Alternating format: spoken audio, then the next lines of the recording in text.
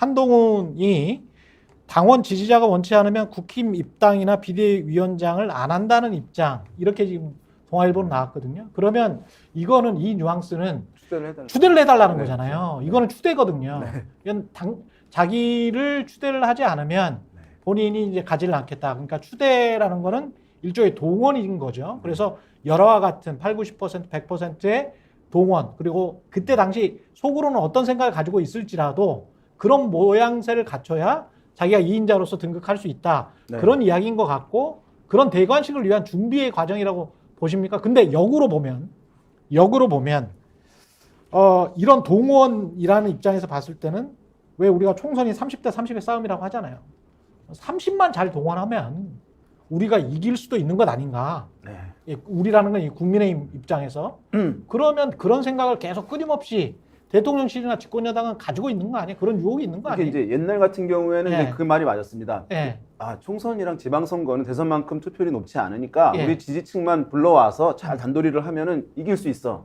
그리고 특히 보수정당 같은 경우는 투표율이 60대 또는 70대 이상 유권자들은 높으니까 아, 이거 투표율이 우리 한 50% 초반대만 되면은 무조건 이겨라고 하는 것들이 이제 정석이었어요. 그런데 최근에 이제 사전투표 도입되고 하면서 지방선거나 총선 등도 막 60% 넘어가는 거예요. 투표율이 60% 된다는 거는 중도층도 되고 나온다는 겁니다. 그러니까 본인의 지지층만 집결해서 결집시켜가지고 선거를 치셔서 이길 수가 없는 거예요.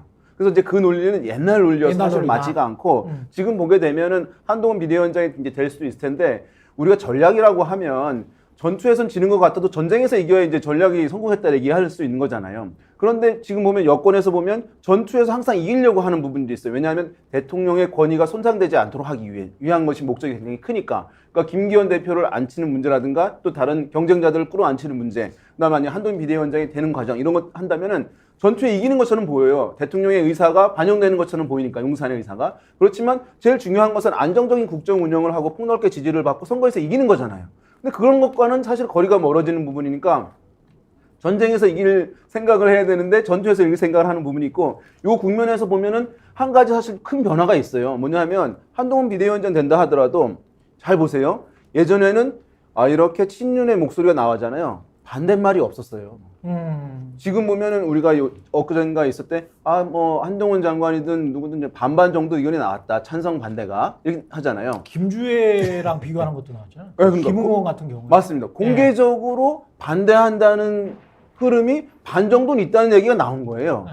그러면 거기서 또 말을 못 하시는 분들이 있을 수 있잖아요. 그렇죠. 실제로는 사실 상당하게 있다는 거고 목소리가 사실 나오고 있어서 여권 내부의 흐름이 이정화과는 상당히 달라지는 흐름을 저는 이 국면에서 좀 보여주는 측면이 있어서 그것도 의원총회만 그런 것이고 의원총회에서 110석 그들 말고 이제 당협위원장 하는 사람들, 지역구에서 위원장 하는 사람들 같은 경우는 특히 이제 수도권이 과반이기 때문에 그 절반이기 때문에 그 사람들은 굉장히 좀 속이 타는데 그걸 또 원내에다가 직접적으로 이야기를 못하는 그런 상황 아닙니까? 그 여론까지 반영을 하면 국민의힘 내에서도 야 이렇게 가다가 수도권 진짜 강남 서초 송파 정도 빼고는 굉장히 힘들어진 거 아닌가 그런 걱정을 하시는 분들이 꽤 있는 것 같아요. 실제 그래서 당에 아마 윤핵관들을 중심으로 해서 그런 우려가 있기 때문에 예. 오늘 그 국회의원 당협위원장 연석회에 상당히 우려했을 수도 있다고 봐요. 그런 여론이 터져 나올 수가 있는 거거든요. 선거를 도대체 어떻게 치르란 말이냐 뭐 이런 얘기가 충분히 나올 수 있는 상황이기 때문에 그런 우려가 좀 반영된 것으로 보여지고요. 또 두 번째는 저는 이게 윤희용 센터장 얘기 속에서 아주 공감하는 내용이기도 하겠습니다만 저는 또 일정 측면에서는 윤심의 장악력이라는 것이 좀 여전한가라고 하는 것도 좀 의구심이 있다. 장악력, 그립감. 네, 그립감. 이게 왜 그러냐면 그것은 지난번에 김기현 당대표 전 대표 문제도 마찬가지잖아요. 예. 그러니까 국회의원 불출마를 하라고 했더니 당대표 사퇴만 하고 그냥 도망가 버렸단 말이에요. 그런 것에서 본다든지 또 아니면 의원총회에서 사실 한동훈 그 추대설에 대해서 비대위원장설에 대해서 뭐 심지어 김주의 얘기가 나온다는 얘기는 이게 뭔가 윤심이 그대로 지금 선거 앞에서 제대로 작동하고 있는 거냐 이런 어떤 얼마든지 그런 설명도 또 추론도 가능한 거 아니냐 이런 생각 들어볼 수 있죠. 과거에는 고개를 이렇게 굽신거리는 분위기였다면 지금은 좀 고개를 대들고 뭐 그래 뭐 어째서 뭐 어떻게 한번 뭐 이런 거 같은 그런 분위기가 있어요. 그런 말 있기는. 있지 않습니까? 예. 변은 익을수록 고개를 숙인다 그랬는데 이 대통령의 시간은 거꾸로 갑니다. 그 대통령 시간은 거꾸로 시간이 한다. 지날수록 벼가 고개를 숙이고 있다가 고개를 고개를 쳐들기 들어. 때문에 그건 뭐 시간이 지날수록 예. 일어나는 그럴 수밖에 일인데 없다. 근데 저는- 2년도 안 됐는데. 그렇죠. 근데 저는 그래서 아직은 이제 윤심이 그렇게 뭐 무시되는 국면은 아니다라고 사실은 봐요. 그래서 예. 지금까지 뭐 저를 포함한 평론가랄지 뭐 이런 좀 방송에 나와서 윤심이 안 먹히는 사례나 이런 것들에 대해서 좀 많이 말씀을 드리기도 했습니다만은 전체적으로 보면은 그렇게까지 윤심이 좌절되는 분위기도 아니고 이 말씀을 왜 드리냐면 사실 제가 윤석열 대통령 입장이면 비대위원장을 한동훈 법무부 장관이 하든 김한길 국민통합위원장이 하든 사실은 상관없어요. 윤 대통령 입장에서는. 누가 그렇지. 하든 사실은 내 복심이고 나 가까운 사람이고 내가 예를 들어서 어느 지역에 소위 말하는 언론 용어로 하면은 검핵관, 용핵관을 꽂을 마음이 있으면 그 두 사람 중에 누가 하든 꽂으면 됩니다. 어차피 내가 공천할 거니까. 뭐 예를 들면 저 예를 드는 거예요. 혹시 뭐 이게 이제 사실이 아니다 뭐 이렇게 할 수도 예. 있으니까 그렇죠. 예를 들면은 그럴 마음이 있으면 두 분 음. 중에 누가 비대위원장 하더라도 충분히 관철시킬 수 있는 거예요.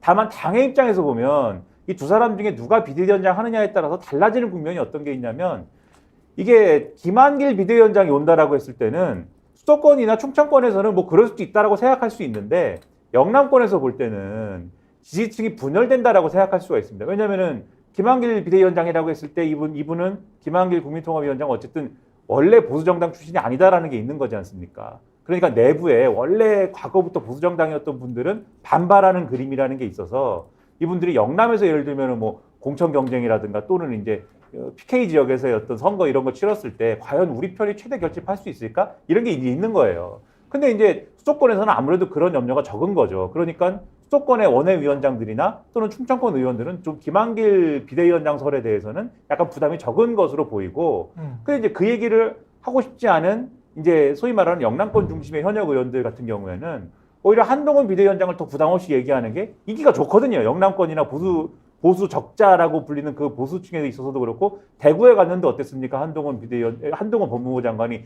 대구에 갔는데 기차표를 끊었는데 기차표 시간을 뭐 못 맞추고 사람들이 사인을 해달라고 그래가지고 밤에야 내가 기차를 타고 서울에 갔습니다라는 게 미담처럼 보도가 되고 막 이러잖아요.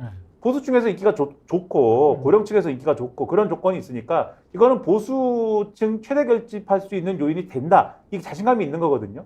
그러니까 얘기를 하는 요 구도란 말이죠. 그러니까 사실 윤심 입장에서는 상관없고 이 당 입장에서는 이게 분열될 수 있는 거냐 또는 주류 중심으로 뭉칠 수 있는 거냐 요 선택지여서 이 차이가 지금의 어떤 좀 뭐랄까 당내 의견 차를 만드는 거 아니냐라는 생각도 들어요. 그리고 이제 공천 경쟁이라는 건 예를 들면은 지금 이제 용핵관 무슨 뭐 검핵관을 꽂을 수 있다 요 맥락이라는 거는 예를 들면은 혹시 내 지역구가 그런 타겟이 될 수도 있다라는 걱정하고 있는 지역구들이 있지 않습니까? 지금 대표적으로 뭐 해운대랄지 뭐 이런 데 있거든요. 그렇죠. 예.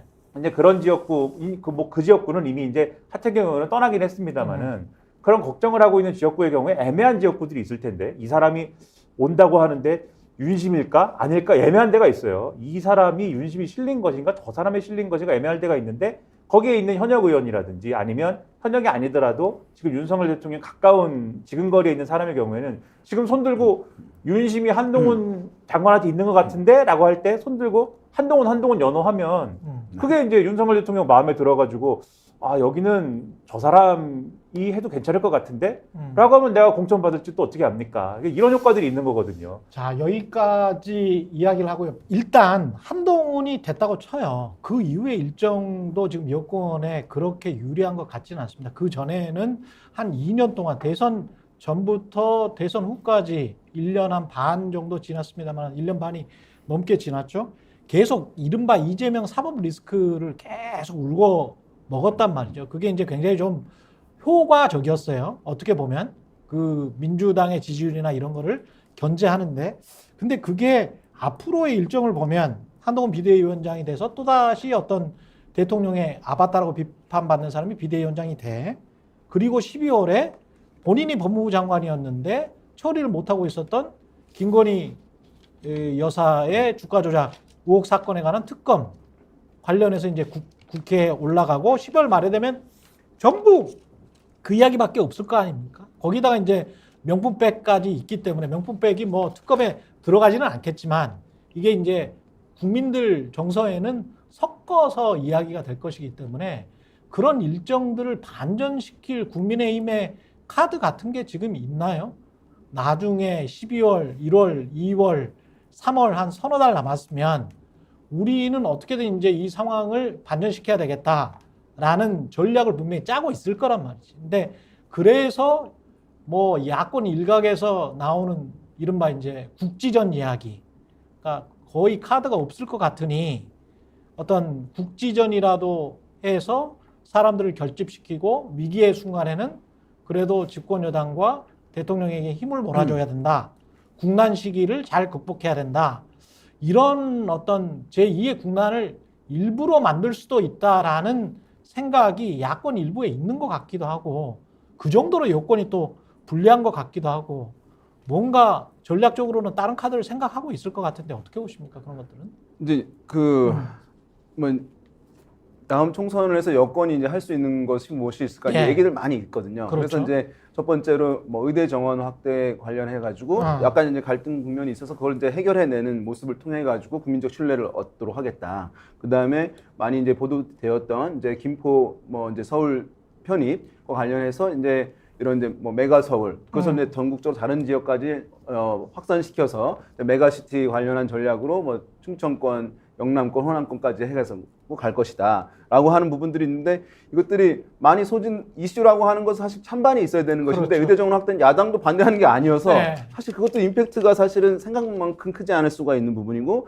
이 메가시티 문제는 사실 반작용도 클 수 있는 것이거든요. 지역의 반발들 같은 경우에 서울만 더 커지는 문제들에 대한 그런 부분이 있겠고 그 다음에 그래서 이제 말씀하신 대로 약간 이제 안보 상황들이 좀 긴장이 고조되고 할 경우에는 그때는 전쟁은 아니지만 전쟁이 준행이기 때문에 국민적 심리가 이제 안정 희구적 성향이 강해지는 것이니까 그렇죠. 정부 여당에 대해서 약간 이제 힘을 실어줘야 한다는 기류가 형성될 수 있는 것이거든요. 그러니까 그런 부분들이 뭐 인위적으로 하지는 않을지 모르겠습니다만 지금 긴장이 높아지고 있는 측면이 있으니까 충분히 가능성이 있는 거 아니냐라고 하는 일각의 시각이 있습니다. 그렇죠. 근데 그건 이제 봐야 하는 문제인 것인데 요것도 사실은 과거에 이제 예를 들어서 보게 되면 사실 많이 실패를 하긴 했어요. 이 안보 이슈를 가지고 선거 전에 이제 그래요? 하려는 부분들이 사실 이제 진보 진영에서도 과거에 이제 남북 정상회담 할 때 김대중 정부 때 했는데 긍정적 효과를 못 봤어요.